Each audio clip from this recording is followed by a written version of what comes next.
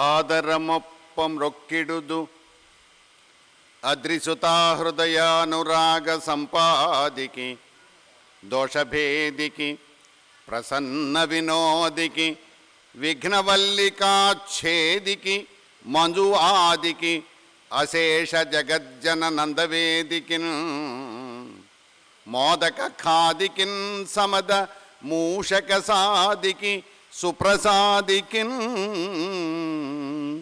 ఆదరమొప్పమృక్కిడుదు క్షోణితలంబునన్ నుదురు సోకగ మ్రొక్కిను తింతు సైకత శ్రోణికి చెంచరీక జయ సుందరవేణికి రక్షితామర శ్రేణికి తోయజాత భవచిత్తవశీకరణైక వాణికి నక్షదామ శుకవారిజ పుస్తక రమ్యపాణికి క్షోణితలంబునన్నుదురు సోకగ మ్రొక్కిను తింతు ప్రాంశుపయోదనీలతనుభాసితున్ ఉజ్వల దండధారు పింగాంసు సటాఛటాభరణు ఆగమపుంజ పదార్థతత్వ నిస్సంశయకారు కృష్ణమృగ చర్మాంబరకృత్యు భారతీ వంశ వివర్ధనున్ త్రిదశ వందితున్ సాత్యవతేయుగుల్చదన్ సముడై ఎవ్వడు ముక్తకర్మచయుడై సన్యాసి అయి ఒంటి ఓవను ఓహో కుమారయనుచున్ వ్యాసుండు శ్రీరంగ వృక్షములున్ తన్మయతన్ ప్రతిధ్వనులు చక్కంజేసే మున్నట్టి భూతమయున్ మ్రొక్కెదన్ బాదరాయణిన్ తపోధన్యాగ్రణిన్ ధీమణిన్ శ్రీకైవల్య పదంబు చేరుటకునై చింతించదన్ లోకరక్షైకారంభకున్ భక్తపాలన కళా సంరంభకున్ దానవోద్రేక స్తంభకున్ కేళిలోల వెలసదృగ్జాల సంభూత నానా కంజాత భవాండ కుంభకున్ మహానందాంగనాడింభకున్ శ్రీకైవల్య పదంబు చేరుటకునై చింతించదన్ అసాధ్య సాధక స్వామిన అసాధ్యం తవ కిం వద అసాధ్య సాధక స్వామిన్ అసాధ్యం తవ కిం వద రామదూత కృపా సింధో మత్కార్యం సాధయ ప్రభో మత్కార్యం సాధయ ప్రభో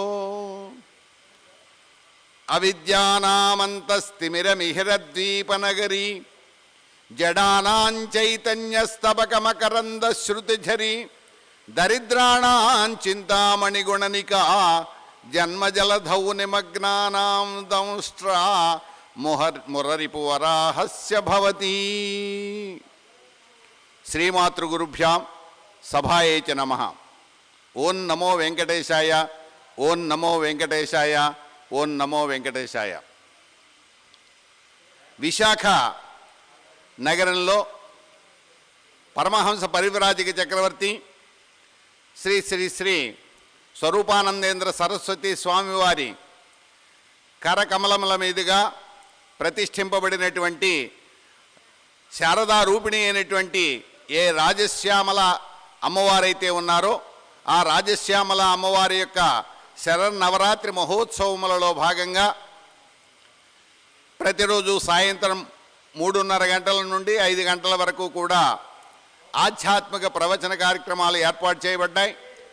తిరుమల తిరుపతి దేవస్థానం వారి యొక్క సౌజన్యంతో, హిందూ ధర్మ ప్రచార పరిషత్ వారి యొక్క సౌజన్యంతో అందులో భాగంగా ఆధ్యాత్మిక ప్రవచనంలో ప్రధానంగా శారదా పీఠంలో నెలకొన్నటువంటి ఏ శారదా రూపిణి అయినటువంటి ఏ రాజశ్యామల అమ్మవారైతే ఉన్నారో ఆ రాజశ్యామల అమ్మవారి యొక్క దివ్య వైభవాన్ని గురించి మనం ప్రవచనాలను చెప్పుకోవడం జరుగుతోంది. మున్ముందుగా పరమహంస పరివ్రాజిక చక్రవర్తి శ్రీ శ్రీ శ్రీ స్వరూపానందేంద్ర సరస్వతి స్వామివారికి, ఉత్తరాధికారి అయినటువంటి స్వాత్మానందేంద్ర సరస్వతి స్వామివారికి, ఈ శారదాపీఠంలో అధిష్ఠించి ఉన్నటువంటి ఆ శారదామాతకు కూడా మున్ముందుగా హృదయపూర్వకమైనటువంటి నమస్కృతులు తెలియజేసుకుంటూ, శారదామాతకు నాకు స్వయంగా రచించినటువంటి ఏ శరణాగతి స్తోత్రం అయితే ఉన్నదో ఆ స్తోత్రాన్ని పురస్కరించుకుని శారదామాత యొక్క, శ్యామలాదేవి యొక్క దివ్యమైనటువంటి వైభవాన్ని మనం నిన్నటి ప్రవచనంలో కొంత భాగం వివరించుకోవడం జరిగింది. తదనంతర భాగం ఈనాటి ప్రవచనంలో మనం ప్రధానంగా ఆ రాజశ్యామల వైభవాన్ని చెప్పుకుంటున్నాం. శారదా శారదాంభోజవదన వదనాంబుజే సర్వదా సర్వదాస్మాకం సన్నిధి సన్నిధిం క్రియాత్. శరత్కాలంలో ఉండేటువంటి పద్మము వంటి ముఖం కలిగినటువంటి ఏ శారదామాత అయితే ఉన్నారో ఆ శారదామాత సర్వదా నా యొక్క ముఖాంబుజమునందు నిలచి సత్యమైనటువంటి, నిత్యమైనటువంటి, చక్కనైనటువంటి పలుకులను పలికించవలసిందిగా ఆ శారదామాతను వేడుకుంటూ, లక్ష్మ్యాది శక్తి సంయుక్తాం మాతృకా మండలావృతాం శారదారూపిణీం దేవీం శ్యామలాం శరణం వ్రజేత్తు. నక్షత్రమాలగా 27 శ్లోకములతో రచించుకున్నటువంటి ఏ శారదా శరణాగతి స్తోత్రమైతే ఉన్నదో అందులో 17 శ్లోకముల యొక్క వివరణ నేనటి భాగంలో చెప్పుకోవడం జరిగింది. తదనంతర భాగం ఇప్పుడు మనం చెప్పుకోవడం జరుగుతోంది. లక్ష్మ్యాది శక్తి సంయుక్తాం మాతృకా మండలావృతాం శారదారూపిణీం దేవీం శ్యామలాం శరణం వ్రజేతు. లక్ష్మి ఆది శక్తులతో కూడినటువంటి ఏ శారదామాత అయితే ఉన్నారో ఆ శారదామాతని శరణు వేడుతున్నాను. ఈ లక్ష్మి ఆది శక్తులుతో కూడినటువంటి అమ్మవారు అని చెప్పుకుంటున్నాం. శ్యామలామాత యొక్క గేయచక్ర రథారూఢి అయినటువంటి శ్యామలామాత యొక్క ఆవరణలో లక్ష్మీ ఆది శక్తులు ఏ ఆవరణలో ఉన్నాయి అంటే 4వ ఆవరణలో లక్ష్మీ ఆది శక్తులతో కూడి ఉన్నది అమ్మవారు. ఈ లక్ష్మీ ఆది శక్తులు ఎన్ని అంటే 8 ఈ లక్ష్మీ ఆది శక్తులు ఉన్నట్లుగా మనకి మంత్రశాస్త్రం తెలియజేస్తోంది. ఆ లక్ష్మీ ఆది శక్తులు ఏవయ్యా అంటే మొట్టమొదటిది లక్ష్మి, రెండవది సరస్వతి, మూడవది రతి, 4వది ప్రీతి, 5వది కీర్తి, 6వది శాంతి, 7వది తుష్టి, 8వది పుష్టి. వీటిని ఈ 8ంటిని కూడా లక్ష్మీ ఆది అష్టశక్తులు అంటారు. కాబట్టి మనం లక్ష్మీదేవి ఈవేళ మన శారదాపీఠంలో కూడా వైష్ణవి దేవి రూపంలో మనకి శారదామ్మవారు అలంకరణలో మనకి ప్రత్యక్షమవుతున్నారు. ఆ వైష్ణవీదేవి అంటే లక్ష్మీ స్వరూపిణి. ఆ లక్ష్మీ స్వరూపిణి అయినటువంటి శారదామాత, లక్ష్మి అంటే మనం సాధారణంగా లౌకికంగా అనుకునేటువంటి ధనకనక వస్తువాదనలు మాత్రమే కాదు. లక్ష్మీలు ఏమున్నాయో మనకి శ్రీ సూక్తంలో కూడా చెప్పబడింది. సిద్ధలక్ష్మీర్ మోక్షలక్ష్మీర్ జయలక్ష్మి సరస్వతి శ్రీలక్ష్మి వరలక్ష్మీశ్చ ప్రసన్న మమ సర్వదా. కాబట్టి సిద్ధలక్ష్మి, మోక్షలక్ష్మి, జయలక్ష్మి, శ్రీలక్ష్మి, వరలక్ష్మి అనేక విధములైనటువంటి లక్ష్మీ స్వరూపాలు. కాబట్టి లక్ష్మి అంటే మనం ఏమనుకుంటామంటే సాధారణంగా ధనకనక వస్తువాహనాదులు డబ్బు అని మాత్రమే అనుకుంటాం. కానీ వాస్తవానికి లక్ష్మీ శక్తి అంటే అది ఒక్కటే మాత్రం కాదు. అది కేవలము లౌకికమైనటువంటి జీవనోపాధి కోసం కల్పింపబడినటువంటి శక్తి మాత్రమే. ఇహలోకమైనటువంటి పారలౌకికానికి సంబంధించినటువంటి చతుర్విధ పురుషార్థ సాధకములైనటువంటి లక్ష్ములు ఇవన్నీ కూడాను. కాబట్టి సిద్ధలక్ష్మి, మోక్షలక్ష్మి, జయలక్ష్మి, వరలక్ష్మి, సరస్వతి ఇవన్నీ కూడా మనకి లక్ష్మి యొక్క స్వరూపాలే. అంతేకాకుండా లక్ష్మి యొక్క స్వరూపాన్ని గురించి చెబుతూ మనకి శ్రీ సూక్తంలోనే ఇంకో మాట కూడా చెప్పడం జరిగింది. ధనం అగ్నిర్ధనం వాయు ధనం సూర్యో ధనం వసు. అందు గురించి అగ్ని అంటే పంచభూతములు అన్నీ కూడా లక్ష్మీ స్వరూపములే. కాబట్టి ఆ పంచభూతములు అవి లేకపోయినట్లయితే అసలు ఏ వస్తువు ఉండదు కదా. అందు గురించి బంగారమైనా ఇంకోటైనా భూమైనా ధనమైనా కనకమైనా వస్తువాహనాలైనా ఇవన్నీ కూడా పంచభూతాత్మకమైనటువంటివే. కాబట్టి పంచభూతములన్నీ కూడా ధనం అగ్ని, ధనం వాయు, ధనం సూర్య, ధనం ఇంద్ర. అందు గురించి ఇవన్నీ కూడా అంటే సమస్తము లోకములో ఉన్నటువంటి సమస్తము పంచభూతములు సమస్తమైనటువంటివి కూడా లక్ష్మీప్రాయమైనటువంటివే, లక్ష్మీ రూపములైనటువంటివే. కాబట్టి అటువంటి లక్ష్మీ శక్తులతోటి కూడుకున్నటువంటి అమ్మవారు ఎవరయ్యా అంటే మన రాజశ్యామల అమ్మవారు. కాబట్టి 8 విధములైనటువంటి ఏ లక్ష్మీ శక్తులైతే ఉన్నాయో ఆ లక్ష్మీ శక్తులన్నీ కూడా సప్తావరణతో కూడినటువంటి గేయి చక్ర రథారుడైనటువంటి శ్యామల అమ్మవారి యొక్క రథంలో 4వ ఆవరణలో ఈ లక్ష్మీ శక్తులన్నీ కూడుకుని ఉంటాయి. కాబట్టి లక్ష్మీ ఆది శక్తి సంయుక్తం, లక్ష్మీ మొదలైనటువంటి 8 శక్తులతోటి కూడినటువంటి అమ్మవారు మన రాజశ్యామల అమ్మవారు. అంతేకాకుండా మాతృక మండలావృతం. అందు గురించి సప్తమాతృకలని చెప్పని 7 మాతృకా స్వరూపాలు కూడా మనకు ఉన్నాయి, మాతృకా దేవతలు. ఆ సప్తమాతృకలు కూడా రాజశ్యామల అమ్మవారి యొక్క ఈ గేయచక్ర రథంలో 4వ ఆవరణలోనే లక్ష్మీ 8 రకాలైనటువంటి లక్ష్మీ శక్తులు, 7 రకములైనటువంటి సప్తమాతృకలు కూడా 4వ ఆవరణలోనే మనకు దర్శనమిస్తారు. ఆ సప్తమాతృకలు ఎవరంటే బ్రాహ్మి, వైష్ణవి, మాహేశ్వరి, కౌమారి, చాముండ, మాహేంద్రి, మహాలక్ష్మి. ఈ 7 కూడా సప్తమాతృకలు అంటారు. అందుగురించి ఈ సప్తమాతృకలు అష్టమహాలక్ష్మి శక్తులు ఈ మొత్తము 15 దేవతా స్వరూపాలు 15 శక్తి స్వరూపములు కూడా గేయచక్ర రథారూఢైనటువంటి మన రాజశ్యామల అమ్మవారి యొక్క రథంలో ఆ యంత్రంలో 4వ ఆవరణలో మనకి దర్శనమిస్తూ ఉంటారు.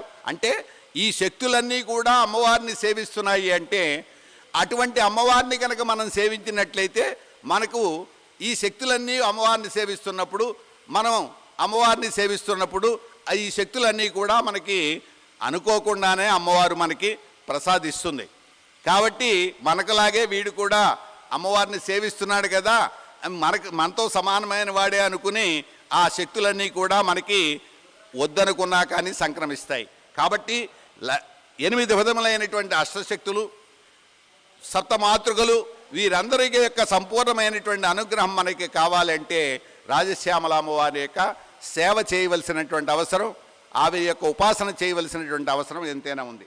కాబట్టి లక్ష్మీ ఆది శక్తి సంయుక్తం మాతృకా మండలావృతాం శారదారూపిణీం దేవీం శ్యామలాం శరణం వ్రజేతు.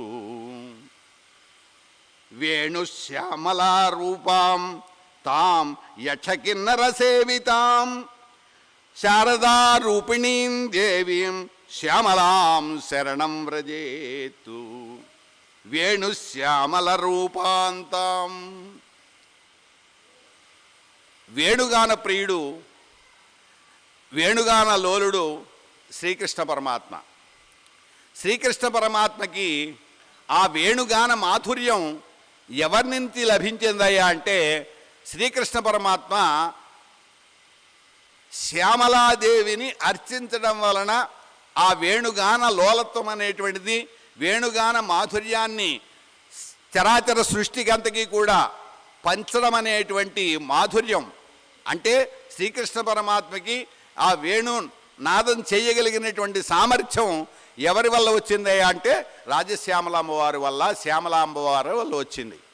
అందుగురించి శ్రీకృష్ణ పరమాత్మ శ్యామలాంబవారిని సేవించి ఆ గాన మాధుర్య వేణుగానాన్ని చేయడంలో ఉండేటువంటి విధానాన్నంతని కూడా అమ్మవారి యొక్క అనుగ్రహం వల్ల నేర్చుకున్నందువల్ల శ్రీకృష్ణ పరమాత్మ వేణుగాన మాధుర్యాన్ని మొత్తం శిశుర్వేత్తి పశుర్వేత్తి వేత్తి గానరసంభణి అని చెప్పని శ్రీకృష్ణ పరమాత్మగత వేణుగానం చేసినట్లయితే గోపికలే కాకుండా చరాచర సృష్టిలో ఉండేటువంటి సమస్తమైనటువంటి ప్రాణులు కూడా ఆ శ్రీకృష్ణుని చుట్టూ చేరి ఆ వేణుగానానికి తలలు ఊతి ఆనంద పరవశలై ఉన్నట్లుగా మనకందరికీ కూడా మహాభాగవతంలోనూ మనకి స్పష్టంగా చెప్పబడి ఉంది. కాబట్టి అమ్మవారిని వేణుశ్యామల అని పేరుతో కూడా పిలవడం అనేటువంటి ఉంది. రాజశ్యామల అమ్మవారిని వేణుశ్యామలగా కూడా పిలవడం ఉంది. కాబట్టి వేణుశ్యామల రూపాంతాం యక్ష కిన్నర సేవితాం, గంధర్వులు, యక్షులు, కిన్నరులు వీరందరూ కూడా గానంలోనూ నాట్యంలోనూ వివిధమైనటువంటి వాయిద్యములు వాయించడంలోనూ సమర్థులైనటువంటి వాళ్ళు, నిపుణులైనటువంటి వారు. అందుకోసమే చక్కగా పాడేవాడిని గంధర్వులతో పోలుస్తారు, చక్కగా నాట్యం చేసేటువంటి వాళ్ళని యక్షులతో పోలుస్తారు. అదేవిధంగా చక్కగా మృదంగ వాయిద్యములు మొదలై వాయించేటువంటి వాళ్ళని కిన్నరులతో పోలుస్తారు. ఎందుకంటే గంధర్వ యక్ష కిన్నర వీరులందరూ కూడా సంగీతానికి, నాట్యానికి, వివిధ రకమైనటువంటి ధ్వనులకు కూడా, వాయిద్యాలకి కూడా వారు అధిష్టాన దేవతలు. కాబట్టి అధిష్టాన దేవతలైనటువంటి గంధర్వ యక్ష కిన్నరులు అందరూ కూడా శ్యామలాంబ వారిని సేవించడం వల్ల వారికి ఆయా ఆధిపత్యం లభించడం జరిగింది. కాబట్టి యక్ష కిన్నర సంసేవితమైనటువంటి, గంధర్వ సంసేవితమైనటువంటి ఏ శ్యామలాంబవారైతే ఉన్నారో ఆ అమ్మవారు మనకందరికీ కూడా సమస్తమైనటువంటి విద్యలను మనకు ప్రసాదించాలని చెప్పని కోరుకుంటూ ఆ స్వామివారి అమ్మవారిని శరణం పొందుతున్నాను. కాబట్టి వేణుశ్యామల రూపాంతాం యక్ష కిన్నర సేవితాం శారదా రూపిణీం దేవీం శ్యామలాం శరణం వ్రజేత్తు. ఛందసా భాసురాం దేవీం గాయత్రీ ఛందసావృతాం శారదా రూపిణీం దేవీం శ్యామలాం శరణం వ్రజేతు. ఛందసా భాసురాం దేవీం. ఛందస్సు అంటే మనం అందరం అనుకునేటువంటిది ఉత్పలమాల, చంపకమాల, గురువులు, లఘువులు మనకి తెలుసున్నటువంటి ఛందస్సు ఇది. అసలు ఛందస్సు అనే పదానికి అర్థం వేదము అని అర్థం. కాబట్టి వేదమంతా కూడా స్వరముతోటే కూడి ఉంటుంది. ఉదాత్తము, అనుదాత్తము, పులతం, స్వరితం మొదలైనటువంటి స్వరములతోటే కూడి ఉంటుంది.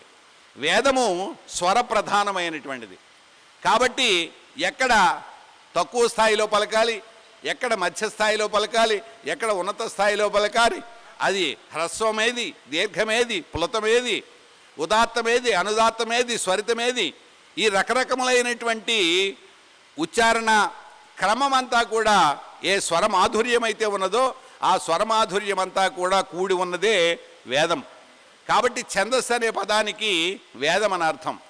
కాబట్టి పరబ్రహ్మ స్వరూపిణి అయినటువంటి శ్యామల అమ్మవారు దేనితో ప్రకాశిస్తారు అంటే, మనం ఏదో దీపం వెలిగించినంత మాత్రాన, లేకపోతే కోటి దీపారాధన చేసినంత మాత్రాన అమ్మవారికి ప్రకాశం రాదు.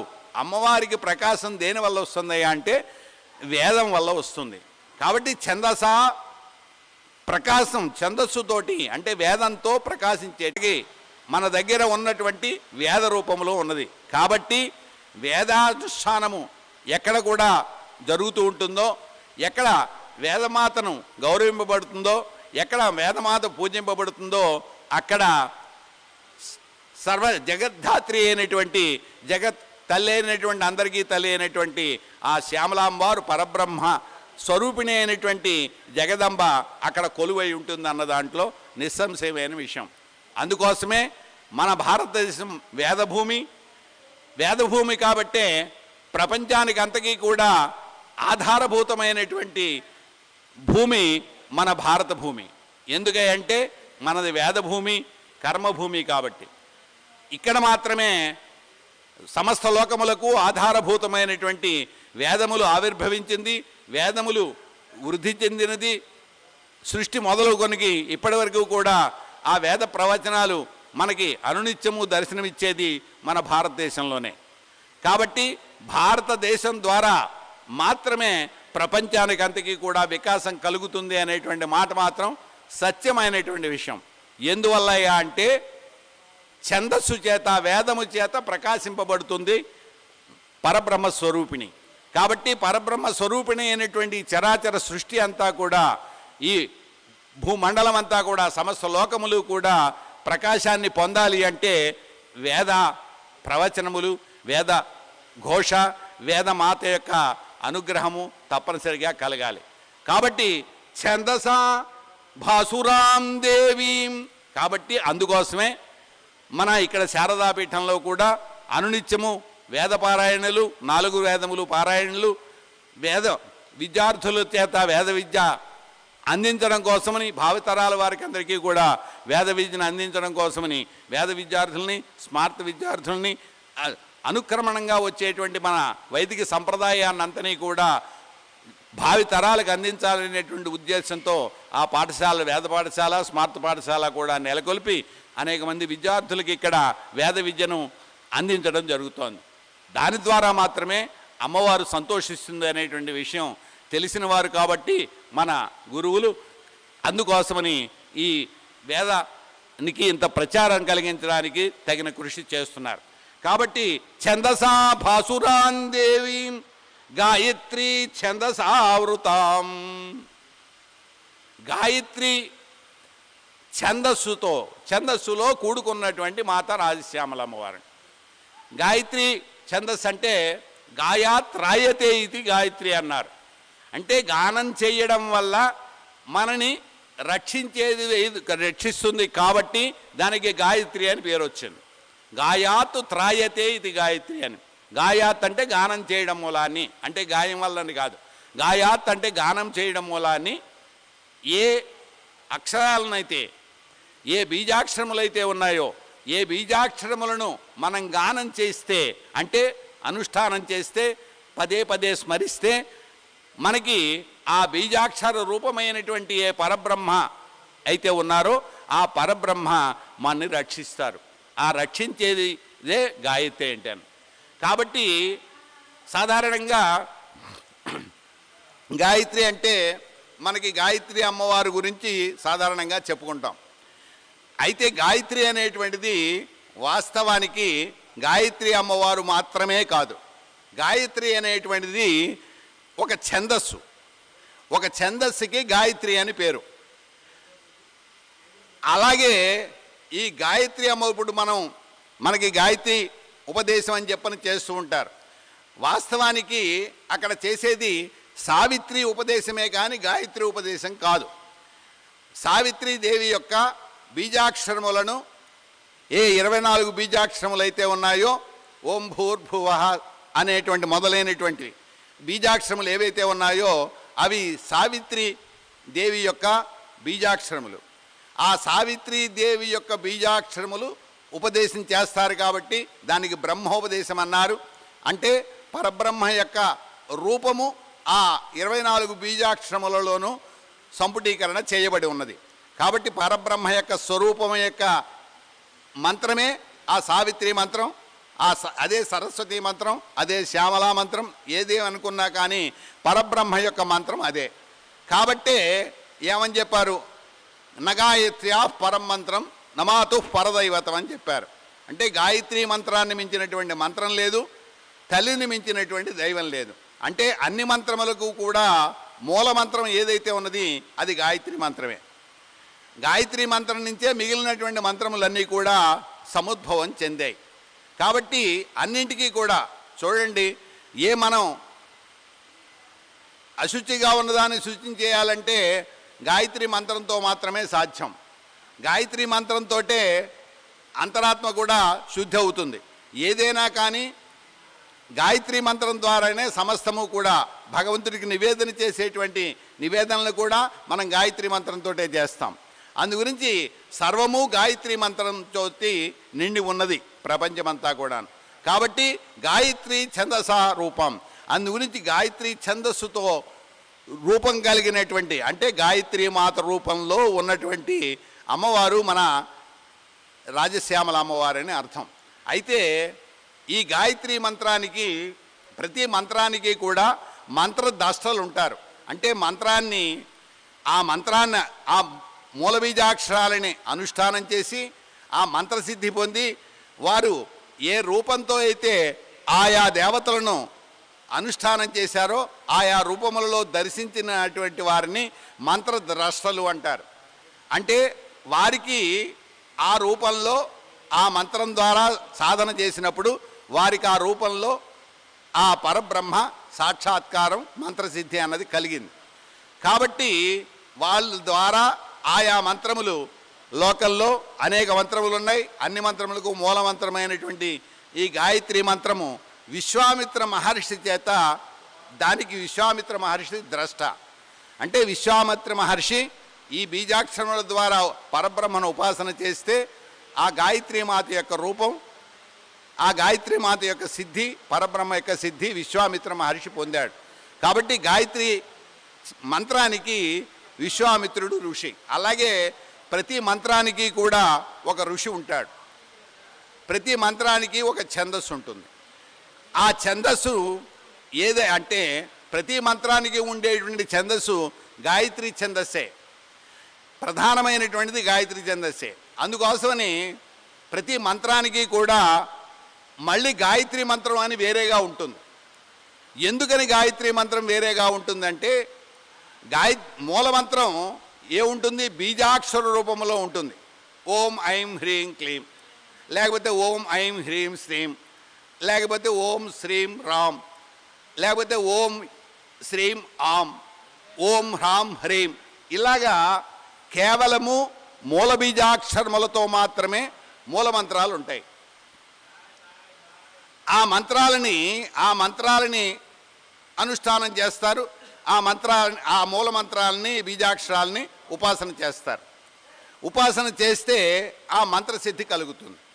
ఆ మంత్రసిద్ధి కలిగినప్పుడు ఆ మంత్రాన్ని ఉపాసన చేసేటప్పుడు ఇంకో క్రమం కూడా చెప్పబడింది. ఎన్ని వేలైతే ఈ మూలమంత్రం ఉపాసన చేయబడిందో అందులో దశాంశము ఆ మూలమంత్రానికి సంబంధించినటువంటి గాయత్రి మంత్రాన్ని అనుష్ఠానం చేయాలి. అంటే ప్రతి మంత్రానికి కూడా వేరేగా గాయత్రి మంత్రం ఉంటుంది. ఎందుకు గాయత్రి మంత్రం ఉంటుంది అంటే, ఉదాహరణకి చెబుతాను. ఇప్పుడు పరబ్రహ్మ స్వరూపమైనటువంటి రామతారక మంత్రం ఉంది. ఆ రామతారక మంత్రానికి మూల బీజాక్షరాలు ఉన్నాయి. వాటిని ఉపాసన చేస్తారు. ఆ రామతారక మంత్రానికి మళ్ళీ గాయత్రి మంత్రం ఉంది. అదేమిటి అంటే, దాశరథాయ విద్మహే జానకీ వల్లభాయ ధీమహి తన్నో రామచంద్ర ప్రచోదయాతు. ఇది రామతారక మంత్రానికి గాయత్రి మంత్రం. అలాగే ఇప్పుడు మనం చెప్పుకుంటూ ఉంటాం పూజా అవసానంలోనూ పూజ సమయంలోనూ కూడా. అలాగే తత్పురుషాయ విద్మహే మహాదేవాయ ధీమహి తన్నో విష్ణు ప్రచోదయాతు. అలాగే తత్పురుషాయ విద్మహే మహాదేవాయ ధీమహి తన్నో రుద్ర ప్రచోదయాతు. తత్పురుషాయ విద్మహే వక్రతుండాయ ధీమహి తన్నో దంతి ప్రచోదయాతు. ఇవన్నీ గాయత్రి మంత్రాలు. ఇప్పుడు విష్ణువుకి ప్రధానమైనటువంటి మూలమంత్రం ఏవో బీజాక్షరాలు ఉంటాయి. ఓ నమో నారాయణాయ అనేది బీజాక్షరాలు, అష్టాక్షరీ మంత్రం. ఆ అష్టాక్షరీ మంత్రానికి, శ్రీ మహావిష్ణువు యొక్క నారాయణ అష్టాక్షరీ మంత్రానికి గాయత్రి మంత్రం ఏంది అంటే ఇది. అలాగే ఓం నమ శివాయ అనేటువంటి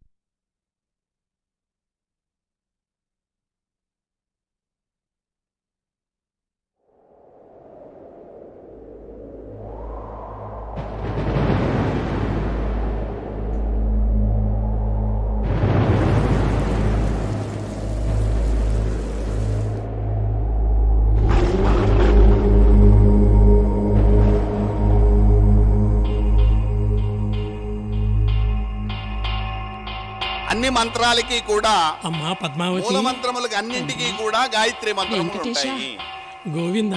కాబట్టి ఏంటి జన సందోహం? అందరూ ఒక చోటు నుంచి వచ్చినట్టున్నారే. అవునవును, విశాఖ సమీప అరకు పాడేరు నుంచి వచ్చారట. ఇంతమంది, ఇన్ని గొంతులు గోవిందనామాలు పలుకుతూ, అబ్బా ఎంత గొప్పగా ఉందో. అవును, 1200 మంది ఆదివాసులు, దళిత జన బాంధవులు, 25 బస్సుల్లో, వెంట మరికొన్ని వాహనాలతో భక్తి యాత్ర. ఆనంద నిలయేసుని సన్నిధిలోకి ఆదివాసులా? ఇంతమందా? అవునవును, ఆనంద నిలయేసుని సన్నిధికి ఆదివాసులు, దయార్థ హృదయుని కోవెలకు దళిత జనులు. అడవి గిరిజనులకు, దళిత బహుజనులకు తిరుమల తిరుపతి దర్శన భాగ్యమా? ఎంత పుణ్యకార్యం! అవును, నిజంగా ఆ మహత్కార్యం విశాఖ శారదాపీఠానికే సాధ్యమైన అద్భుతం. ఇంతమందికి వసతులు, భోజనాలు, ప్రయాణాలు, దర్శనానుమతులు, తలనీనాల సమర్పణలు. అబ్బో, ఇవన్నీ ఎలా సాధ్యం వెంకటేశా? విశాఖ శ్రీ శారదాపీఠమే ఆ బాధ్యతను తీసుకుంది. మహాస్వామి స్వరూపానందేంద్రుల వారు సంకల్పించారంతే. వారి ఉత్తరాధికారి శ్రీ స్వాత్మానందేంద్ర సరస్వతి స్వామీజీ వారు అమాంతం తన భుజాలపై వేసుకున్నారు. అన్నీ ఆయనే దగ్గరుండి చూస్తున్నారు.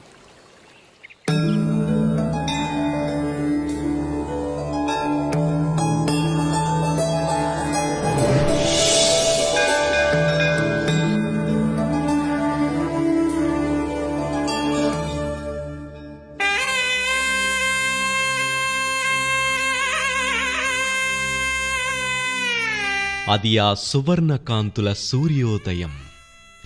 విశాఖ శారదాపీఠం ఆశ్రమ కుటీరాల ప్రాకారాలలోంచి కనబడే ఉషోదయం. 2021 మార్చి 29వ తేదీ ప్రాతకాలం నాటి సూర్యబింబోదయం. ఓ 25 బస్సులు అడవి పుత్రులను, దళిత బహుజనులను ఎక్కించుకొని బయలుదేరే సుముహూర్తానికి హారతిలా సూర్యోదయ ఉషఃకాంతి పుంజాలు. హైందవ ధర్మరక్షణకు నడుం బిగించి దండధారులైన శ్రీ శ్రీ శ్రీ స్వరూపానందేంద్ర సరస్వతి స్వామీజీ వారు సువర్ణాక్షతలతో తిరుమలేశుని యాత్రకు వీడ్కోలు పలికేందుకు వేంచేశారు. హిందూ ధర్మరక్షణకు నిలువెత్తు స్వరూపానికి స్వ ఆత్మల శ్రీ స్వాత్మానందేంద్ర స్వామివారు ముకుళిత హస్తాలతో యాత్రారంభానికి గురువాజ్ఞకై వినమ్రులై సిద్ధమయ్యారు.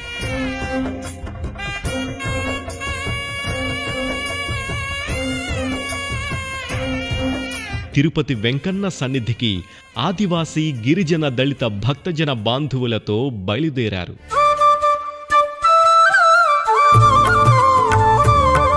అదొక మహాయాత్ర.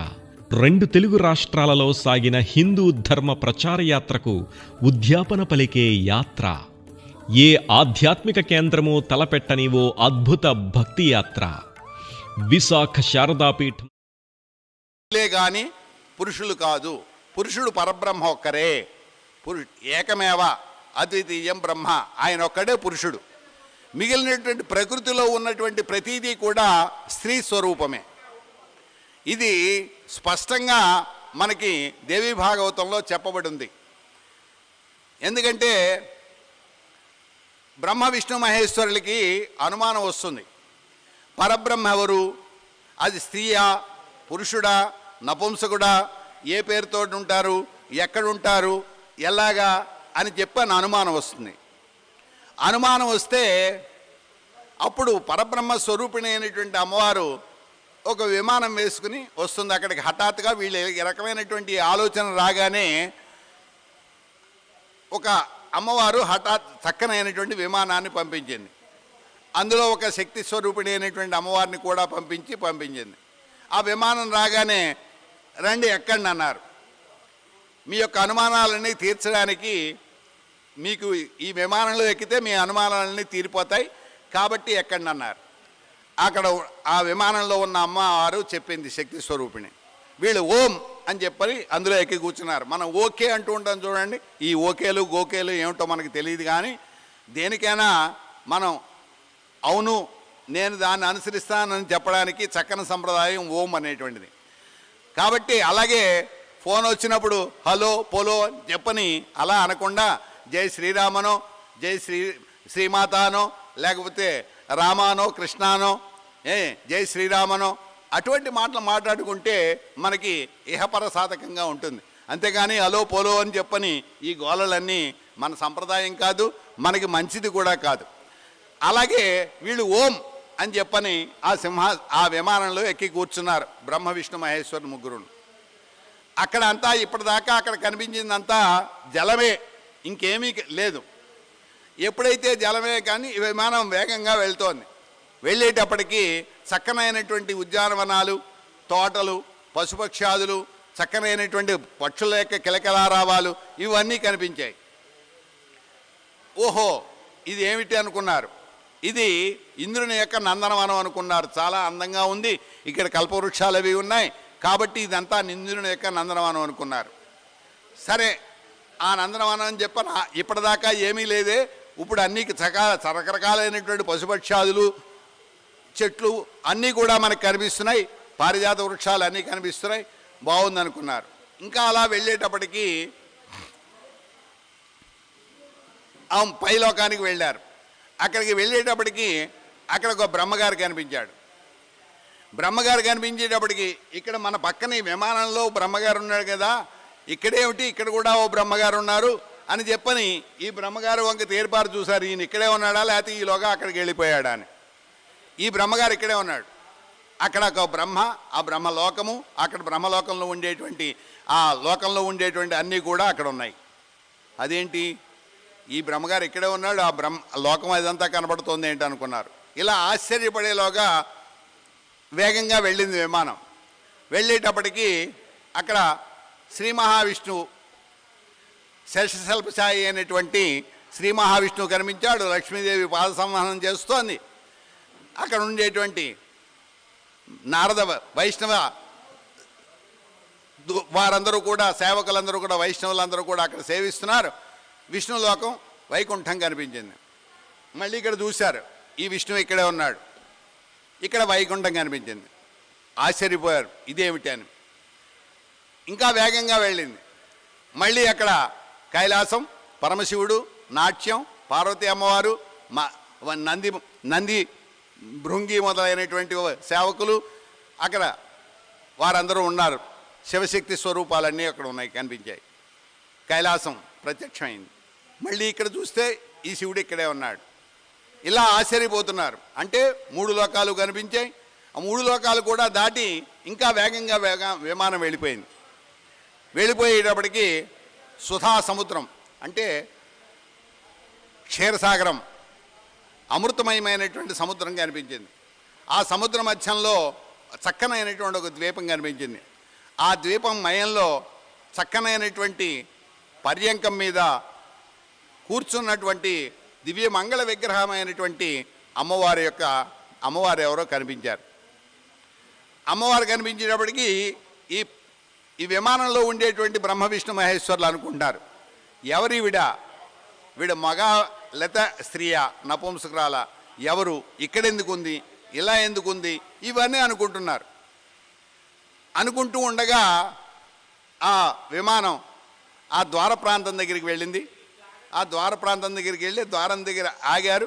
ఆగి ద్వారం దాటి లోపలికి వెళ్ళారు. అమ్మవారి దగ్గరికి చెంతకి చేరదామని, పాదముల చెంతకి చేరదామని. లోపలికి వెళ్ళగానే బ్రహ్మ విష్ణు మహేశ్వరులు ముగ్గురు కూడా స్త్రీ రూపములుగా మారిపోయారు. స్త్రీ రూపములుగానే అమ్మవారి చెంతకి వెళ్ళారు. దివ్యమంగళమైనటువంటి ఆ పరబ్రహ్మ స్వరూపిణి అయినటువంటి అమ్మవారి యొక్క విగ్రహాన్ని చూచారు. ఆ అమ్మవారి యొక్క అంగుష్టం, పాదాంగుష్టములో అది ఒక మహా పెద్ద అద్దంలా ఉందట, మణిమయమైనటువంటి అద్దంలా ఉందట. ఆ అద్దంలో ఇప్పటిదాకా వారు చూసినటువంటి మొత్తం అన్నీ కూడా అందులో కనిపిస్తున్నాయి. ఇలా తలలు వంచుకుని అమ్మవారి దగ్గర తలలు వంచుకుని నుంచుని ఉన్నారు ముగ్గురును, బ్రహ్మ విష్ణు మహేశ్వరులు. ముగ్గురు తలలు వంచుకుని ఉండి అమ్మవారి యొక్క పాదాంగుష్టం మీద, పాదాంగుళముల మీద, వారి యొక్క అంగుళం మీద వారి యొక్క దృష్టి సారించారు. చూస్తే అది మణిముకుర ప్రాయమైనటువంటి ఆ పాదాంగుష్టం యొక్క నఖంలో, అంటే గోటిలో సమస్తమైన ఇప్పటిదాకా వాళ్ళు విమానంలో చూచినవి, అంతకుముందు శ్రీ మహావిష్ణువు మధుకైటబులు అనేటువంటి రాక్షసులను సంవరించినటువంటిది అన్నీ కూడా, సమస్తమైనటువంటి చరాచర సృష్టి అంతా కూడా ఆ నఖాంగుష్టంలో కనిపిస్తుంటే వారు అలా ఉండిపోయారు. కొన్ని వేల సంవత్సరాలు అలా ఉండిపోయారు. ఉండిపోతే అయిపోయిన తర్వాత ఆ పరబ్రహ్మస్వరూపుడైన అమ్మవారికి వీరి పనుల్లో వీరిని నియోగించాలనే సంకల్పం కలిగింది. కల్పించి మీరు మీ ముగ్గురు కూడా మీ పనులు మీరు నిర్వహించండి అని చెప్పని తన యొక్క సాత్విక శక్తిని, తన యొక్క రాజసీ శక్తిని, తన యొక్క తామసీ శక్తిని, ముగ్గురికి 3 శక్తుల్ని ప్రదానం చేసి మీరు వెళ్ళండి అనండి. అంటే మీరు మళ్ళీ బయటికి వెళ్ళినట్టయితే మళ్ళీ మీ పురుష రూపాలు మీకు వచ్చేస్తాయి. కాబట్టి ఇక్కడ ఉన్నంత వరకు మాత్రమే స్త్రీ రూపములు, పురుషుడు పరబ్రహ్మ అయినటువంటి కామేశ్వరుడు ఒక్కడే, ఆయన పరమశివుడు ఒక్కరే, సాంబశివుడు ఒక్కరే ఆయన పురుషుడు. మిగిలినటువంటి వాళ్ళందరూ స్త్రీ స్వరూపాలే. కాబట్టి మీ స్త్రీ స్వరూపాలు పొందామనేటువంటి భావన, బాధ మీరు చెందవలసిన పని లేదు. మళ్ళీ ఈ ప్రాంతాన్ని దాటి, ఈ ద్వారాన్ని దాటి మళ్ళీ మీరు బయటికి వెళ్ళినట్టయితే, మీ లోకాలకి వెళ్ళినట్టయితే మీ పురుష రూపాలు మీకు వస్తాయి.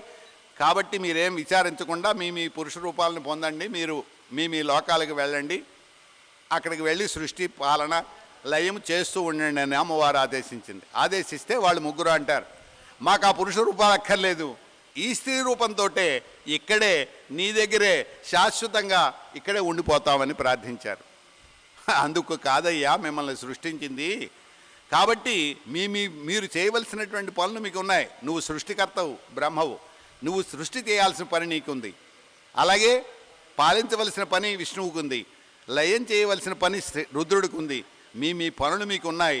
మీ పనులు సిద్ధివంతం కలగడం కోసం నా శక్తి యొక్క 3 శక్తులని కూడా మీకు ధారాదత్తం చేస్తున్నానని చెప్పింది. కాబట్టి ప్రకృతిలో ఉన్నవాళ్ళని అందరూ కూడా, ఎందుకంటే బ్రహ్మ విష్ణు మహేశ్వరులు ముగ్గురు కూడా ప్రకృతిలో జన్మించినటువంటి వాళ్ళే, వాళ్ళు మనకలాగే జన్మించిన వాళ్ళే. కాబట్టి జాతస్య ధ్రువో మృత్యు ధ్రువం జన్మ మృతస్యచ, పుట్టినటువంటి ప్రతి ప్రాణి మరణించవలసిందే, మరణించినటువంటి ప్రతి ప్రాణి మళ్ళీ పుట్టవలసిందే, ఎప్పటిదాకాను కైవల్యం చేరేంత వరకును. కాబట్టి అందుకోసమే అవతారాలకి అన్నింటికీ కూడా జననము ఉంటుంది, మరణము ఉంటుంది. కాబట్టి సృష్టి బ్రహ్మరుద్ర మహేశ్వరులు ముగ్గురు కూడా త్రిమూర్తులుగా చెప్పుకుంటున్నటువంటి ముగ్గురు కూడా మనకి లాంటి వారే. కానీ వారికి అతీతమైనటువంటి శక్తులు అమ్మవారు అనుగ్రహించింది. కాబట్టి వారు దివ్యమైనటువంటి పురుషులుగా దివ్యమైన శక్తులుగా పరిగణింపబడుతున్నారు. మనం సామాన్యమైనటువంటి అతి సామాన్యమైన శక్తులుగా పరిగణింపబడుతున్నాం. కాబట్టి మాయ చేత ఆవరింపబడ్డం, వాళ్ళకు కూడా మోహం కలగడం, వాళ్ళకు కూడా కామం కలగడం, వాళ్ళకు కూడా క్రోధం కలగడం, వారికి అరిషడ్ వర్గాల్లో అప్పుడప్పుడు వాళ్ళకు కూడా కలగతూ ఉండడం అనేటువంటివి కూడా బ్రహ్మ విష్ణు మహేశ్వరులకు ముగ్గురికి కూడా కలుగుతూ ఉంటుంది. కాబట్టి అందరూ ప్రకృతిలో ఉన్న వారందరూ స్త్రీ స్వరూపములే, పురుషుడు కేవలము పరబ్రహ్మ ఒక్కరే. కాబట్టి అటువంటి పురుషుని యొక్క సంపూర్ణమైనటువంటి స్థితి, మనకి పరబ్రహ్మ యొక్క స్థితిని ప్రసారం చేసేటువంటిది గాయత్రి మంత్రం. అంటే గాయత్రి మంత్రం అంటే అన్ని మంత్రములకి కూడా గాయత్రి మంత్రం ఉంటుంది. కాబట్టి నగాయత్ర్య పరం మంత్రం, ఆ పరబ్రహ్మను అన్నీ కూడా పరబ్రహ్మను బోధించేవే. ఇప్పుడు నారాయణ మంత్రం ఉంది, అది చెప్పింది అదే అర్థం కదా. రుద్రమంత్రం ఉంది, శ్రీ మహావిష్ణువు యొక్క మంత్రం. మూలబీజాక్షరములు వేరేగా ఉన్నా కానీ గాయత్రి మంత్రం ఏం చెబుతోంది? తత్పురుషాయ విద్మహే మహాదేవాయ ధీమహి అని చెప్తాను. అంటే ఆ పురుషుడైనటువంటి ఏ పరబ్రహ్మ అయితే ఉన్నారో ఆ పరబ్రహ్మ నాలో ఈ ఫలానా ఏ రుద్రుడు అనుకుంటున్నామో, వినాయకుడు అనుకుంటున్నామో, గణపతి అనుకుంటున్నామో, శ్రీమాత అనుకుంటున్నామో, ఏ మంత్ర రూపంతో మనం ఏ దేవతని అనుష్ఠానం చేస్తున్నామో ఆ పరబ్రహ్మ యొక్క శక్తిని నాలో ప్రచోదన చేయుగాక, అది గాయత్రి మంత్రం యొక్క అర్థం. కాబట్టి ఆ శక్తిని ప్రచోదన చేయాలి అంటే ఆ రూపంలో పరబ్రహ్మ యొక్క శక్తిని నాలో ప్రచోదన చేయుగాక, అది గాయత్రి మంత్రం యొక్క అర్థం. కాబట్టే అన్ని మంత్రములు పరబ్రహ్మని చెప్పేటువంటివే. అన్ని మంత్రములకు గాయత్రి మంత్రం ఉంటుంది. కాబట్టి మూలమంత్రాన్ని అనుష్ఠానం చేయలేనటువంటి వారు కూడా గాయత్రి మంత్రాన్ని ఆ మంత్రానికి సంబంధించిన గాయత్రి మంత్రాన్ని అనుష్ఠానం చేయడం ద్వారా పరబ్రహ్మ యొక్క సాక్షాత్కారాన్ని పొందడానికి సమర్థులవుతారు. కాబట్టే నగాయత్రి పరం మంత్రం అని చెప్పడం జరిగింది. అటువంటి గాయత్రి మంత్ర స్వరూపిణి ఎవరయ్యా అంటే మన శ్యామలాంబవారు. కాబట్టి ఛందసా భాసురాం దేవీం గాయత్రీ ఛందసావృతాం శారదారూపిణీం దేవీం శ్యామలాం శరణం వ్రజేతు. అంతేకాకుండా పంచబాణాత్మికాం దేవీం పంచబాణ నిషేవితాం శారదారూపిణీం దేవీం శ్యామలాం శరణం వ్రజేతు. పంచబాణాత్మికాం దేవీం, 5 బాణములతోటి 5 బాణముల యొక్క స్వరూపముగా ఉండేటువంటిది శ్యామలాంబవారు.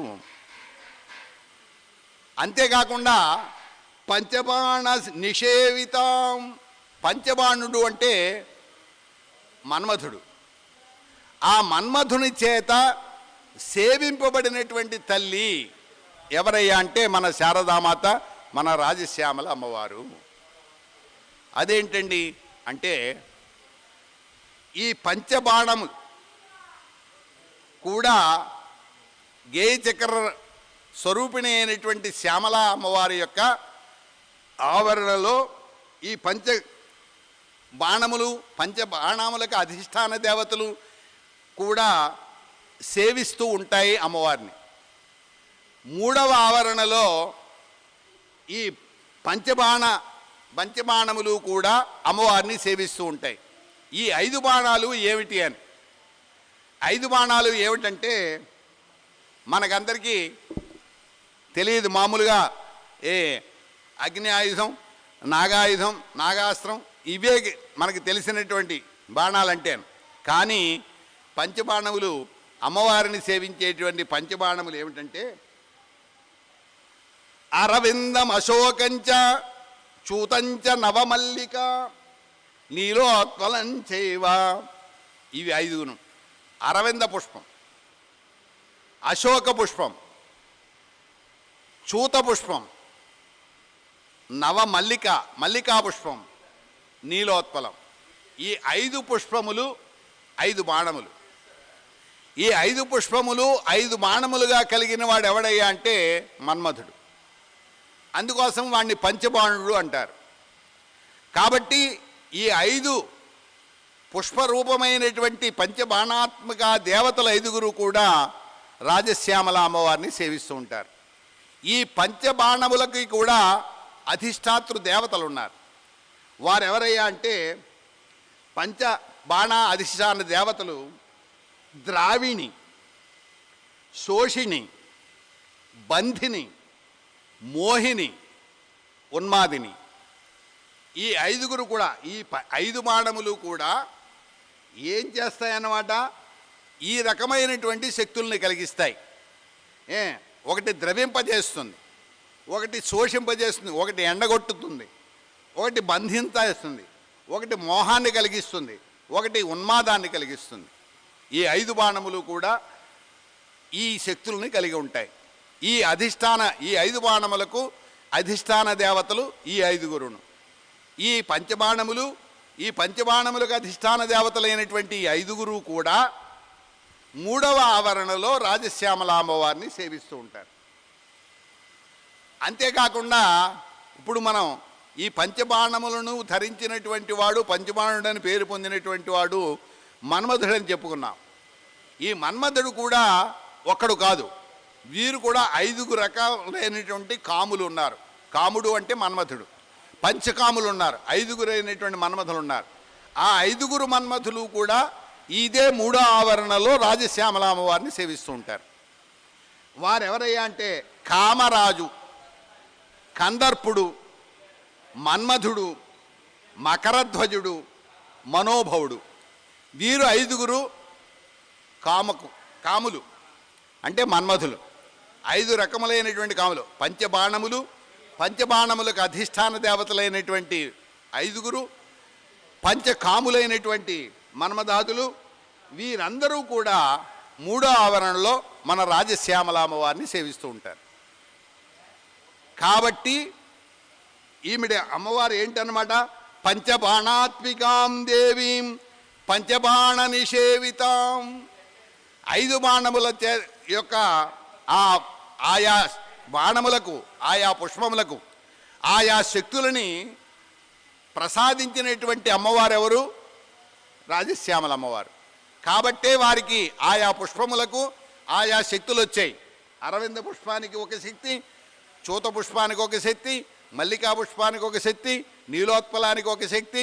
ఆ శక్తులన్నీ కూడా ఎవరు ప్రసాదిస్తే లభించాయి అంటే రాజశ్యామల అమ్మవారు ప్రసాదిస్తే లభించాయి.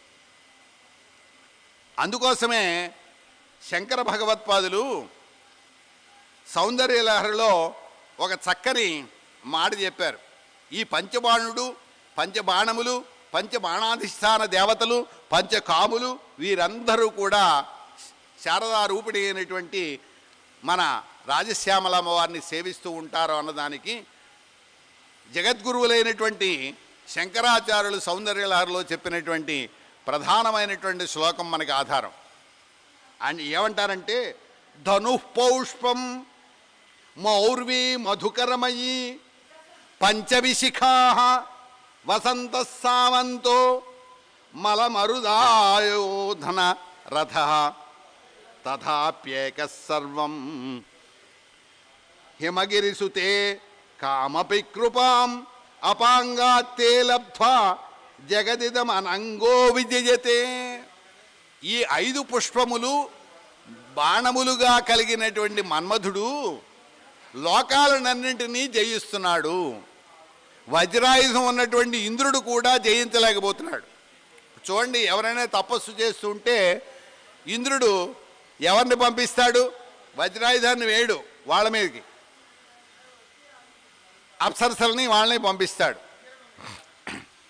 లేదా ఆఖరి స్థాయిగా ఇప్పుడు శివుడు సతీ వియోగం కలిగినప్పుడు పార్వతీమాతని మళ్ళీ శివునితో కళ్యాణం జరిపించాలనేటువంటి సంకల్పం కలిగినప్పుడు ఇంద్రుడు సభ నిర్వహించి శివునికి మళ్ళీ పార్వతి మీద అనురాగం కలిగేటట్లుగా చేయాలంటే మనం ఏం చేయాలని చెప్పి యోచించి మన్మథుడిని కనుక పంపించినట్లయితే మన్మథుడు ఒక్కడే మాత్రమే శివునికి ఆ పారవశ్యం కలిగించి, మోహాన్ని కలిగించి పార్వతి యందు అనురాగం కలిగేటట్టుగా చేయగలడు అని చెప్పని మన్మథుడిని తన పక్కన కూర్చోబెట్టుకొని మన్మథుడిని పంపించాడు. శివుడు సాధన చేసేటువంటి, తపస్సు చేసేటువంటి ప్రాంతానికి మన్మథుడిని పంపించాడు. ఎందుకని? తన దగ్గర వజ్రాయుధం ఉందిగా, వజ్రాయుధాన్ని మించిన ఆయుధం లేదుగా, దాన్ని ప్రయోగించవచ్చు కదా. దాన్ని ప్రయోగించి ఆ శివుడినో లేకపోతే తపస్సు చేసే వాళ్ళు ఎవరైతే ఉన్నారో వాళ్ళని వశం చేసుకోవచ్చు కదా. కానీ శస్త్రాస్త్రముల ద్వారా దేని ద్వారా కూడా ఎవరు జయింపలేనటువంటి వారిని కూడా అనంగుడు అంటే మన్మథుడు తన పుష్పబాణముల ద్వారా లోకాలనన్నింటినీ జయించగలడు. లోకాలనే కాదు, త్రిమూర్తులను కూడా జయించగలడు. ఎందుకంటే వారిలో కూడా మోహాన్ని, అనురాగాన్ని సృజింపగలిగినటువంటి శక్తి కేవలం అనంగుడికి మాత్రమే, మన్మథుడికి మాత్రమే వచ్చింది. కాబట్టి జగదిదం అనంగో విజయతే. ఈ సమస్తమైనటువంటి సృష్టిని, ప్రకృతిలో అందరినీ, త్రిమూర్తులతో సహా అందరినీ కూడా జయించగలిగినటువంటి శక్తి మన్మథుడికి వచ్చింది. అయితే అంత శక్తి వచ్చింది వీడికి. వీడు వేసే బాణాలు ఏమిటి, వీడి ధనుస్సు ఏమిటి, వీడి యొక్క విధానం ఏమిటి అని చూస్తే ధనుస్సు ఏమిటయ్యా అంటే మన్మథుడిది చెరకు విల్లు ధనుస్సు. బాణములు ఏమిటయ్యా అంటే ఇప్పుడు మనం చెప్పుకున్నాం అరవిందం అశోకంత చూతంచ నవమల్లిక అని 5 బాణములు. ఈ 5 పుష్పములే బాణములు 5 బాణములుగా కలిగినవాడు పుష్పబాణుడు. ఇక ధనుస్సు ఉంది. ధనుస్సుకి నారి కట్టాలి కదండి, బాణం ఎక్కువ పెట్టి వేయాలంటే. ఆ నారి ఏమిటయ్యా అంటే తుమ్మెదల యొక్క వరుసయే, మధుకరముల యొక్క తుమ్మెదల యొక్క వరుసయే ఆ నారి. అంటే పువ్వులు, ఆ పువ్వులలో ఉండే త్రేణి త్రాగడానికి వచ్చేటువంటి తుమ్మెదలు, ఇవే ఆయుధములుగా కలిగినటువంటి బాణములుగా కలిగినటువంటి వాడు. ఇతని యొక్క సహాయకుడు ఎవడయ్యా అంటే వసంతుడు. మన్మధుని యొక్క సామంతుడు ఎవరయ్యా అంటే మన్మధుడు ప్రవేశించాలి అంటే ముందు వసంతుడు ప్రవేశిస్తాడు. అంటే వసంత ఋతువులో ఇవన్నీ కూడా ఈ పుష్పాలన్నీ వికసిస్తాయి, వృక్షములన్నీ కూడా పుష్పితములవుతాయి. అందులో ఉన్న మకరందాన్ని సేవించడానికి తుమ్మెదలు వచ్చి ఝుంకారం చేస్తూ ఉంటాయి. అందు గురించి ప్రకృతి అంతా కూడా ఆహ్లాదకరమైనటువంటి పరిస్థితి మనకి వసంత ఋతువులో కలుగుతుంది. ఇప్పుడు కలగట్లేదనుకోండి, ఇది వసంత ఋతువులో వడగాల్పులు వీరుస్తున్నాయి. మన అదృష్టం ఇది. వాస్తవంగా వసంతంలో ప్రకృతి అంతా కూడా పులకిస్తుంది, అందరినీ పులకరింపజేస్తుంది. అందరికీ కూడా అదో రకమైనటువంటి భావాన్ని, ఆనంద తన్మయత్వాన్ని కలిగించేటువంటి భావనని సృష్టింపజేస్తుంది వసంతం. కాబట్టి ఆ వసంతుడు మన్మధుడికి సామంతుడు. ధనుఃపౌష్పం మౌర్వి మధుకరమయ్యి. వింటి త్రాడు ఏదయ్యా అంటే తుమ్మెదలతో కూడినటువంటి తాడు, నల్లనేటువంటి తాడు. పంచవిశిఖా, పుష్ప సంబంధమైనటువంటి 5 పుష్పములు కూడా బాణములు. వసంత సామంత, వసంతుడు నీకు సామంతుడు, నీ స్నేహితుడు. వసంతుడు ముందు వెళ్తాడు, తర్వాత నువ్వు వెళ్తావు. మలయమరుదాయోధనరథ, ఈ మన్మధుడు ఎక్కువ వచ్చే రథం ఏమిటయ్యా అంటే మలయ మారుతం. అంటే చల్లనైనటువంటి, చక్కనైనటువంటి, చల్లనైనటువంటి, నెమ్మది అయినటువంటి వాయువు భయంకరంగా వీస్తే అది తుఫాను గాలి అవుతుంది. ఎలా ఉండాలి అంటే హృదయాహ్లాదకరంగా ఉండాలి. అలా ఉండే గాలిని, వాయువుని ఏమంటారంటే మలయమారుతం అంటారు. చల్లనైనటువంటి గాలి, చక్కగా వీచేటువంటి గాలి, హృదయాహ్లాదకరంగా వీచేటువంటి గాలి, అవి ఆయన ఎక్కువ వచ్చేటువంటి రథం. తథాపి ఒక్కడే, ఎవరు 10 మంది ఇంతమందిని జగత్తరంతని జయించగలుగుతున్నాడు కదా, ఈయన ఏమైనా పెద్ద పెద్ద సైన్యాలని వాటిని వేసుకొని వస్తున్నాడు అంటే తథాపి ఏకహ, మన్మధుడు ఒక్కడే వస్తాడు.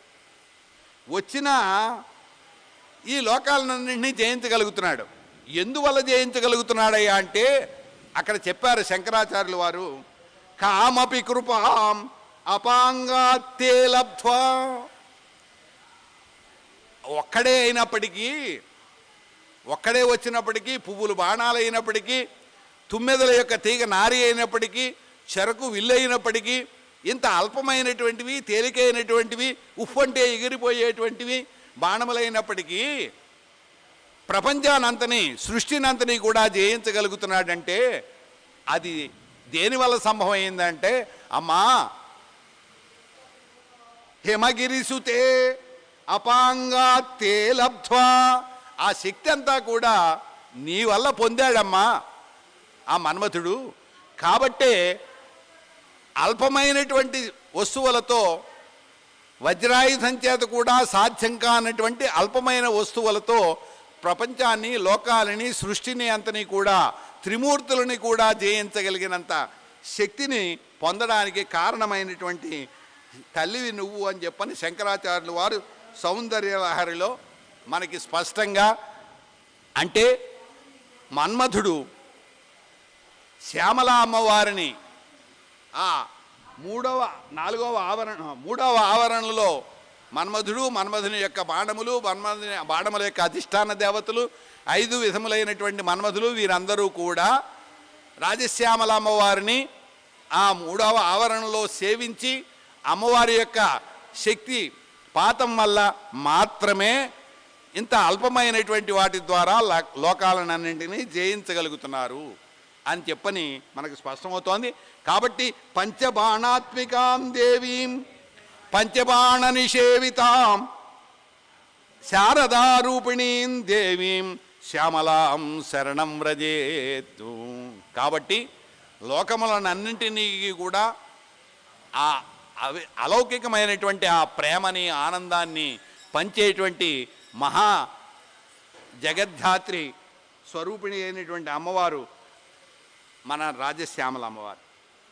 అంతేకాకుండా ఆ రాజశ్యామల అమ్మవారు ఎలా ఉంటుందో కూడా చెబుతున్నారు. పాశాంకుశధరాం దేవీం పుస్తకాభయధారిణీం శారదా రూపిణీం దేవీం శ్యామలాం శరణం వ్రజేత్తు. పాశాంకుశధరాం దేవీం, పాశం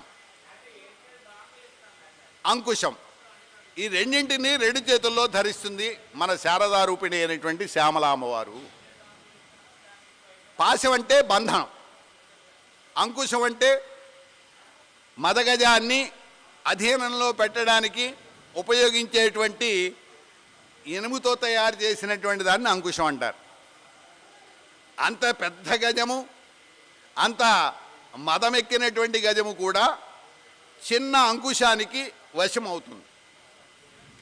అది అంత పెద్ద ఏనుగును కూడా నియంత్రించగలుగుతుంది.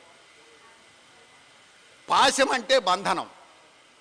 బంధనం అంటే పాశం అనేటువంటిది అవిద్యకు చిహ్నం. అవిద్య వల్ల మాత్రమే బంధనం అన్నది కలుగుతుంది. ఎందుకని? అజ్ఞానం. అవిద్య అంటే అజ్ఞానం. అజ్ఞానం వల్ల మాత్రమే మనకి బంధనం అనేది కలుగుతుంది. అందు గురించి మనం పుణ్యపాప కర్మలు చేస్తున్నాం. ఆ పుణ్యపాప కర్మల యొక్క ఫలితం ఏదైతే ఉన్నదో ఆ ఫలితం వల్లే మనకి బంధం కానీ మోక్షం కానీ కలుగుతుంది అని చెప్పారు. అవశ్యం అనుభోక్తవ్యం శుభాశుభ కర్మఫలం. అందు గురించి బంధనానికి కానీ మోక్షానికి కానీ మనం చేసేటువంటి పుణ్యపాప కర్మలే కారణం అన్నారు. ఎందుకంటే నిజంగా ఇంకో విషయం కూడా చెప్పబడింది శంకర భగవత్పాదుల చేత. వివేక చూడమణిలో స్పష్టంగా చెప్పబడింది.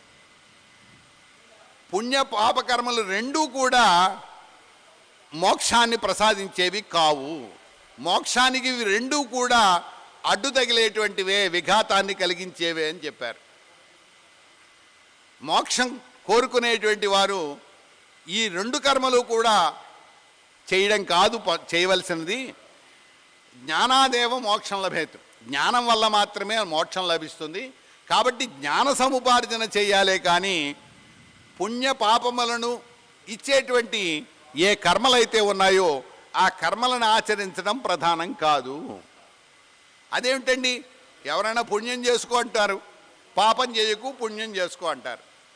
మరి పుణ్యం కూడా, పుణ్యం వల్ల మోక్షం రాదా అంటే శంకర భగవత్పాదులు స్పష్టంగా తెలియజేశారు తమ యొక్క వివేక చూడమణిలోను. పుణ్యం వల్ల కూడా మోక్షం రాదు, అది కూడా మోక్షానికి అడ్డు తగిలేటువంటిదే, పుణ్యకర్మ కూడా అడ్డు తగిలేటువంటిదే అని స్పష్టంగా చెప్పారు. ఎందువల్ల అంటే అక్కడ వివరణ ఇచ్చారు స్వామివారు. ఏమంటారంటే, నువ్వు పుణ్యం చేసావు, పుణ్యం చేస్తే ఏమొస్తుంది మీకు? పుణ్యకర్మలు చేసావు, మంచి కర్మలు చేసావు, చేస్తే నీకు పుణ్యం వచ్చింది. పుణ్యం వల్ల ఏమొస్తుంది? స్వర్గ సుఖం లభిస్తుంది. అంతేకాని మోక్షం రాదు. నువ్వు దానం చేసావు, లేకపోతే ఏదో లేని వాళ్ళకి ఏదో సాయం చేసావు, లేకపోతే ఇంకొకరికి ఏదో ఉపకారం చేసావు, ఇటువంటి ఏదో తటాకం తవ్వించావు, నూతులు తవ్వించావు, లేకపోతే ఎవరికో ప్రమాదంలో ఉండేటువంటి వాళ్ళని ఆదుకున్నావు, ఇవన్నీ పుణ్యకర్మలు. ఈ పుణ్యకర్మలు చేయడం వల్ల ఏం లభిస్తుంది? శుభకర్మలు, ఎదరవాడికి ఆనందాన్ని కలిగించేటువంటి కర్మలు, ఆనందాన్ని కలిగించేటువంటి ఉపకార కర్మలు, ఉపకారం చేసేటువంటి కర్మలు చేయడం మూలాన్ని నీకు పుణ్యం వస్తుంది. పుణ్యం వల్ల నీకేం లభిస్తుంది? పుణ్యం వల్ల మోక్షం వస్తుందా అంటే రాదు. పుణ్యం వల్ల ఏం వస్తుంది అంటే స్వర్గాది సుఖాలు వస్తాయి, స్వర్గాది లోకాలు కలుగుతాయి, ఆ స్వర్గాది లోకాల్లో సుఖాలు కలుగుతాయి. నీవు ఎంత పుణ్యం అయితే చేశావో అంతకాలం వరకు కూడా ఆ స్వర్గంలో నువ్వు ఆ సౌఖ్యాలను అనుభవిస్తావు. లేదు పాపం చేసావు, పాపం చేస్తే నరకానికి వెళ్తావు, నరకంలో ఆ సంబంధిత పాపానికి సంబంధించినటువంటి శిక్షలు ఏవైతే ఉన్నాయో ఆ శిక్షలను అనుభవించడం ద్వారా ఆ పాపక్షయాన్ని చేసుకుంటావు. స్వర్గానికి వెళ్తావు పుణ్యక్షయాన్ని చేసుకుంటావు. స్వర్గానికి వెళ్ళిన వాడు పుణ్యక్షయాన్ని చేసుకుంటే తాను సంపాదించినటువంటి పుణ్యం ఖర్చు పెట్టేసుకుంటాడు. నరకానికి వెళ్ళిన వాడు తను చేసినటువంటి పాపాన్ని ఖర్చు పెట్టేసుకుంటాడు. అప్పుడు మళ్ళీ పాపాన్ని చేసినటువంటి వాడు ఖర్చుకు అయిపోయిన తర్వాత మళ్ళీ వచ్చి జన్మెత్తవలసిందే. పుణ్యం చేసినటువంటి వాడు కూడా క్షీణే పుణ్యే మత్స్యలోకం విశంతి. ఇది మనకి శాస్త్రం చెబుతున్నటువంటి విషయం. వాడు చేసిన పుణ్యం అయిపోతే ఎంతకాలం అయితే ఉందో అంతకాలం అక్కడ అయిపోతుంది. అయిపోయిన తర్వాత మళ్ళీ పుణ్యపాపకర్మలు చేయడం కోసమని మళ్ళీ మానవ లోకంలోకి వచ్చి వాడు జన్మెత్తాలి. అంటే పునరపి జననం పునరపి మరణం పునరపి జననీ జఠరేశయనం అనేటువంటి ఏ పునరావృత్తి, చావు పుట్టుకలు అనేటువంటి పునరావృత్తి పుణ్యపాప కర్మల వల్ల లేకుండా పోతోందా? పోవట్లేదు. ఏమవుతోంది? పుణ్యకర్మలు చేసినందువల్ల స్వర్గాది సుఖములు కొంతకాలం అనుభవిస్తున్నాడు. అయిన తర్వాత మళ్ళీ భూలోకంలో వాడికి తగినటువంటి మిగిలినటువంటి పుణ్యం వల్ల ఎక్కడ పుట్టాలో ఎలా పుట్టాలో అలా పుడుతున్నాడు. అలాగే పాపకర్మలు చేసినందువల్ల కూడా ఆ పాపకర్మల యొక్క ఫలితాన్ని అనుభవిస్తున్నాడు. నరకంలో ఆ కష్టాలు అనుభవిస్తున్నాడు. అనుభవించి మళ్ళీ వాడు పుట్టుక అన్నది. అందుగురించి చావు పుట్టుకలు లేనటువంటి పునరావృత్తి రహితమైనటువంటి మోక్షం అనేటువంటిది పుణ్యపాప కర్మల వల్ల కలుగుతోందా అంటే కలగట్లేదు.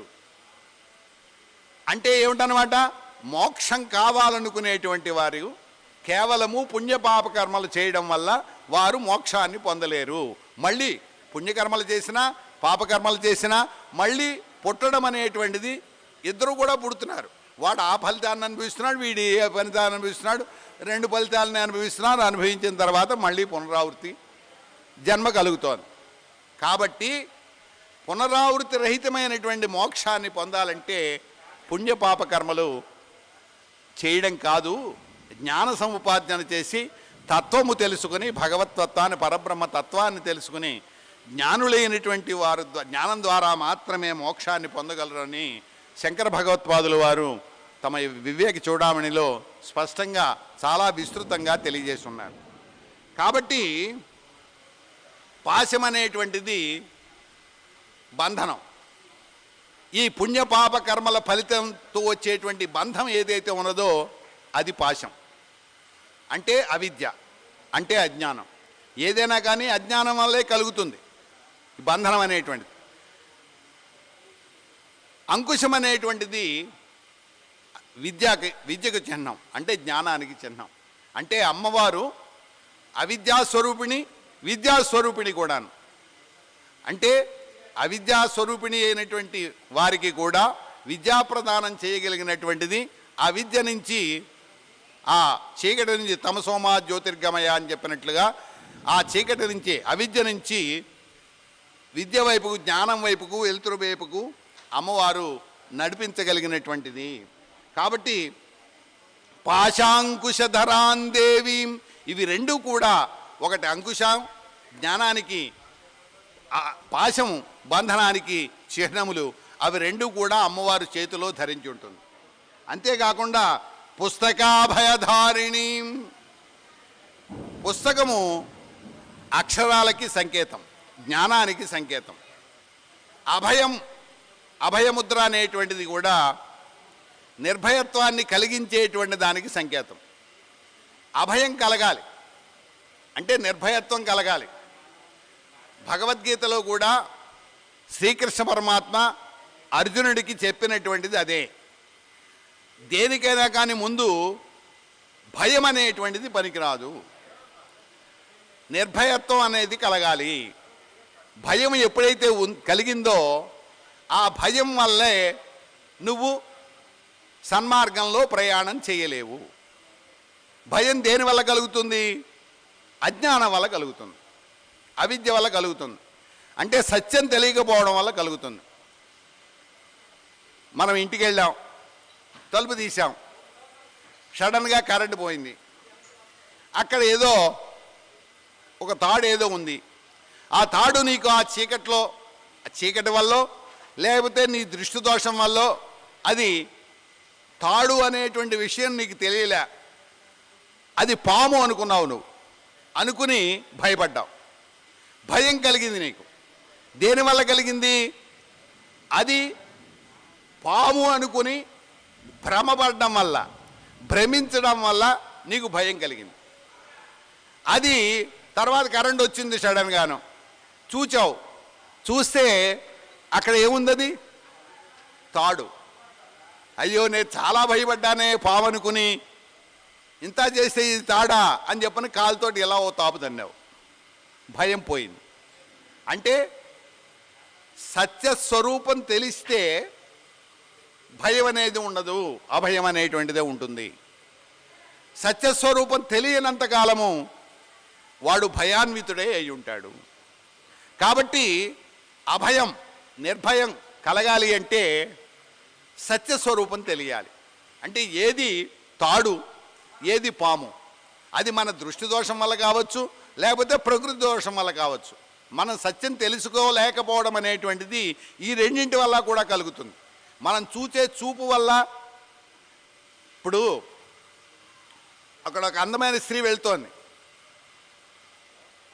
సన్మార్గంలో వెళ్ళేటువంటి వాడు ప్రహ్లాదులు లాంటి వాడు, పరదారులు కనుక, పరకాంతలు కంటికి అడ్డంగా కనుక వాళ్ళంతటి వాళ్ళు వస్తే మాతృరూపంలో భావించాలి అని చెప్పాడు ప్రహ్లాదుడు. మాతృరూపంలో భావించేటువంటి వాడు ఉంటాడు. అందమైన స్త్రీ కనిపించగానే వేరే భావనతో చూచేటువంటి వాడు ఉంటాడు. వేరే భావనతో చూచేటువంటి వాడికి పాపం కలిగింది, మాతృభావంతో చూసేటువంటి వాడికి పుణ్యం కలిగింది. ఈ పుణ్యము పాపము అనేటువంటివి రెండు కూడా దేనివల్ల కలిగాయి? అక్కడ ఉన్న వస్తువు ఒకటే, అందమైన స్త్రీ అనేటువంటి ఒకే వస్తువు ఉన్నది. కానీ మాతృభావంతో చూసినటువంటి వాడికి పుణ్యం కలిగింది, వేరే భావనతో చూసినటువంటి వాడికి పాపం కలిగింది. అంటే ఇక్కడ దోషము వస్తువుదా, చూసినటువంటి వాడిదా? అంటే చూసిన వాడిదే కానీ వస్తువుది కాదు. కాబట్టి మన దృష్టి దోషం వల్ల కూడా పుణ్యము పాపము అనేటువంటివి మన దృష్టి దోషం వల్ల కలుగుతాయి, ప్రకృతి వల్ల కూడా కలుగుతాయి. ఇప్పుడు చీకట్లో ఉంది, మన దృష్టి దోషం సరిగ్గా లేకపోయినా కానీ అది పాములా కనిపించవచ్చు.